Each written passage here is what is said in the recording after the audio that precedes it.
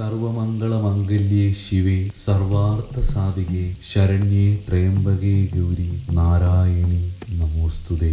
സർവമംഗളങ്ങളുടെയും മംഗളസ്വരൂപിണിയായും സർവപുരുഷാർത്ഥങ്ങളെയും സാധിപ്പിക്കുന്നവളായും ശരണം പ്രാപിക്കാൻ യോഗ്യയായി 3 കണ്ണുകളോടെയും സ്വർണവർണ്ണയായും ഇരിക്കുന്ന അല്ലയോ നാരായണി, നിന്തിരുവടിക്ക് നമസ്കാരം.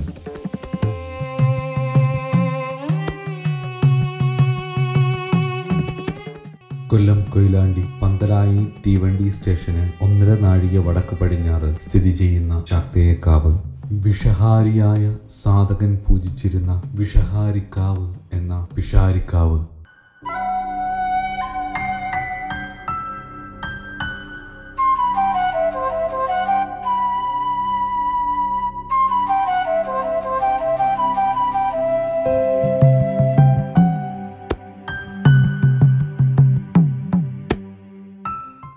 അനേകം നാടോടി കഥകളും ചരിത്രവും ഈ ക്ഷേത്രവുമായി ബന്ധപ്പെട്ട് നിലനിൽക്കുന്നു. അതിൽ കൗതുകം തോന്നിയ ഒരു കഥ മൈസൂർ കടുവ എന്ന് പ്രശസ്തമായിട്ടുള്ള ടിപ്പു സുൽത്താനുമായി ബന്ധപ്പെട്ടിട്ടുള്ള ഒരു കഥയാണ്. മലബാറിലെ അനേകം ക്ഷേത്രങ്ങൾ നശിപ്പിച്ച ടിപ്പു പിഷാരിക്കാവിൽ ഭഗവതിയുടെ മുന്നിൽ അടിയറ പറയുകയും ഭക്തിയും വിശ്വാസവും കൂടുകയും എല്ലാ വർഷവും 342 രൂപ വീതം സർവമാന്യമായി ദേവസ്വത്തിലേക്ക് കൊണ്ടുവന്നിരുന്നു. പിന്നീട് ടിപ്പുവിൻ്റെ രാജ്യം ബ്രിട്ടീഷ് ഗവൺമെൻറ്റിൻ്റെ അധീനതയിലായപ്പോൾ ആ സംഖ്യ ആ ഗവൺമെൻറ് സാമാന്യമായി ഭൂനികുതി വകയിൽ വിട്ടുകൊടുത്തു. ആ സ്ഥിതിയിൽ ഇന്നും നടന്നു വരുന്നു. പിഷാരിക്കാവിലെ ഭദ്രകാളിയെക്കുറിച്ചുള്ള കഥകൾ അനവധിയാണെങ്കിലും നമ്മളുടെ വിഷയം തന്ത്രശാസ്ത്ര അടിസ്ഥാനത്തിലുള്ള ഒരു രുചിത്വ വിധാനവുമായി ബന്ധപ്പെട്ടിട്ടുള്ള അന്വേഷണമാണ്.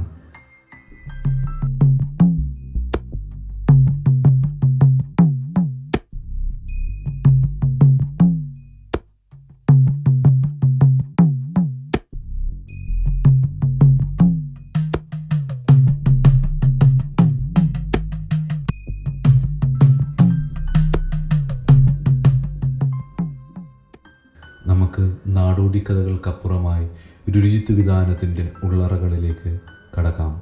ഈ അന്വേഷണത്തിലെ ഏറ്റവും കൗതുകവും അവിശ്വസനീയമായ ഒരു കാര്യമായി എനിക്ക് തോന്നിയത് ഭാരതത്തിൻ്റെ അങ്ങേയറ്റത്ത് കിടക്കുന്ന കാശ്മീരും ഇങ്ങേയറ്റത്ത് കിടക്കുന്ന കേരളവും തമ്മിലുള്ള തന്ത്രശാസ്ത്ര അടിസ്ഥാനത്തിലുള്ള ശാക്തേയ ബന്ധങ്ങളും റിച്വലിസ്റ്റിക് ഇൻ്റലക്ച്വൽ കൾട്ടുകളും തമ്മിലുള്ള ബന്ധവും വളരെ അവിശ്വസനീയമായി നമുക്ക് തോന്നും.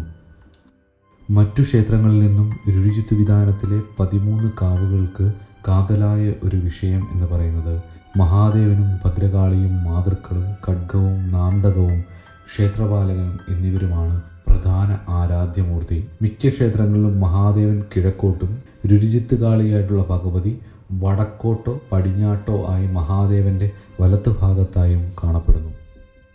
ശാക്തേയ ബ്രാഹ്മണർ എന്ന പേരിൽ അറിയപ്പെടുന്ന പിടാരകന്മാർ, മൂസത്തുമാർ, അടികൾ എന്നിവരാണ് രുചിത്വ വിധാനത്തിലെ ക്ഷേത്രത്തിലെ പ്രധാന പൂജാ അധികാരികൾ. ഏതൊക്കെയോ കാലഘട്ടത്തിൽ ഉണ്ടായ മൂല്യച്യുതിയും തന്ത്രശാസ്ത്ര അടിസ്ഥാനമില്ലാത്ത ജ്യോതിഷന്മാരുടെ കാപട്യങ്ങളും ഓർത്തഡോക്സ് ബ്രാഹ്മൺസിൽപ്പെട്ട പലരുടെയും അതുപോലെ തന്നെ രാജാക്കന്മാരുടെയും അല്ലെങ്കിൽ നാടുവാഴികളുടെയും കടന്നുകയറ്റം പലപ്പോഴും ശാക്തേയ ബ്രാഹ്മണർ അവിടെ നിന്നും മാറിപ്പോകേണ്ടതായി വന്നിട്ടുമുണ്ട്. മൂസത്തുമാരുടെ ശാക്തേയ പദ്ധതിയെക്കുറിച്ച് മനസ്സിലാക്കണം എങ്കിൽ കാശ്മീരി ക്രമസമ്പ്രദായത്തെക്കുറിച്ച് നമ്മൾ ആദ്യം പഠിക്കണം. ആന്തരിക ബാഹ്യമായിട്ടുള്ള മൂസത്തുമാർ പിന്തുടരുന്ന പദ്ധതിയിൽ ആന്തരിക ക്രമത്തിൽ മഹാശൂന്യദേവിയായി പരാപരയായി സ്ഥിതി ചെയ്യുന്ന കാലസംഘർഷിണീ ദേവിയും ചണ്ഡകപാലിനിയും ശ്രീവിദ്യയും പരാദേവിയും പ്രധാന മൂർത്തികളാണ്.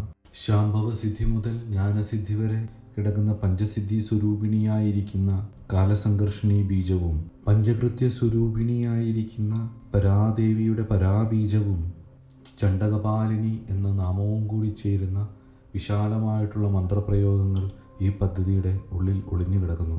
മൂസത്തുമാരുടെ ശാക്തേയ പൂജാവിധാനങ്ങളെക്കുറിച്ച് പ്രതിപാദിക്കുന്ന ആധികാരിക ഗ്രന്ഥങ്ങളൊന്നും തന്നെ ഇതുവരെ പബ്ലിഷ് ചെയ്തിട്ടില്ല എന്നുള്ളതും നേരിട്ട് കണ്ട് സംസാരിച്ച ഒരു ശാക്തേയ ബ്രാഹ്മണനിൽ നിന്നും എനിക്ക് മനസ്സിലായ കാര്യമാണ്.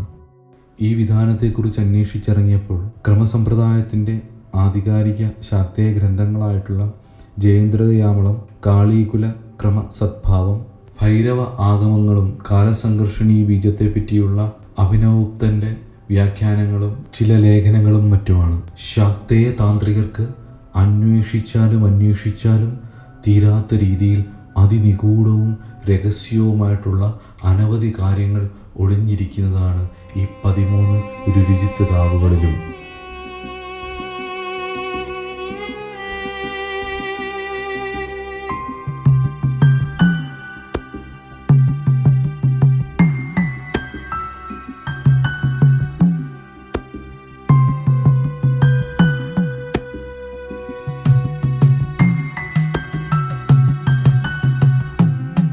ജീവിതമാകുന്ന യാത്രയിൽ വഴിമുട്ടിപ്പോകുമ്പോൾ, ശത്രുക്കളാൽ തളയ്ക്കപ്പെടുമ്പോൾ, ജീവിതം എങ്ങോട്ട് കൊണ്ടുപോകണം എന്നറിയാതെ പകച്ചു നിൽക്കുന്ന ഓരോ ഉപാസകനും അർപ്പണബോധത്തോടുകൂടി അമ്മയെ ശരണം പ്രാപിച്ചാൽ അമ്മ കൈവിടില്ല എന്നുള്ളതിന് അനുഭവങ്ങൾ അനവധിയാണ്.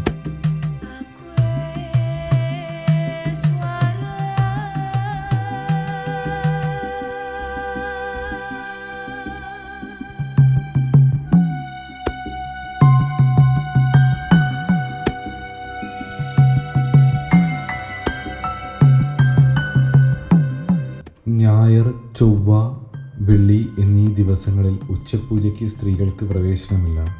ആ സമയത്താണ് ഉച്ചഗുരുതി നടക്കുന്നതും. ശാക്തേയ പൂജയും മറ്റു വഴിപാടുകളും ഗുരുതിയുമാണ് ഇവിടെ ഏറ്റവും പ്രധാനം. മീനമാസത്തിൽ നടക്കുന്ന 8 ദിവസത്തെ ഉത്സവവും കളിയാട്ടവും നാന്തകവാൾ ആനപ്പുറത്ത് എഴുന്നള്ളിക്കുന്ന അതിവിശേഷപ്പെട്ട ചടങ്ങുകളും വെളിച്ചപ്പാടിൻ്റെ അനുഗ്രഹവും, അത് കഴിഞ്ഞാൽ അരിയും പയറും മാംസവും കൂടി പാകം ചെയ്ത് കൊണ്ടുപോയി വടക്ക് വശത്തുള്ള കോട്ടയിൽ വെച്ച് ഭൂതഗണങ്ങൾക്ക് ബലി കൊടുക്കുന്നു. ഇതിനെ അരിങ്ങാട്ട് എന്ന് പേര് പറഞ്ഞു പോരുന്നു.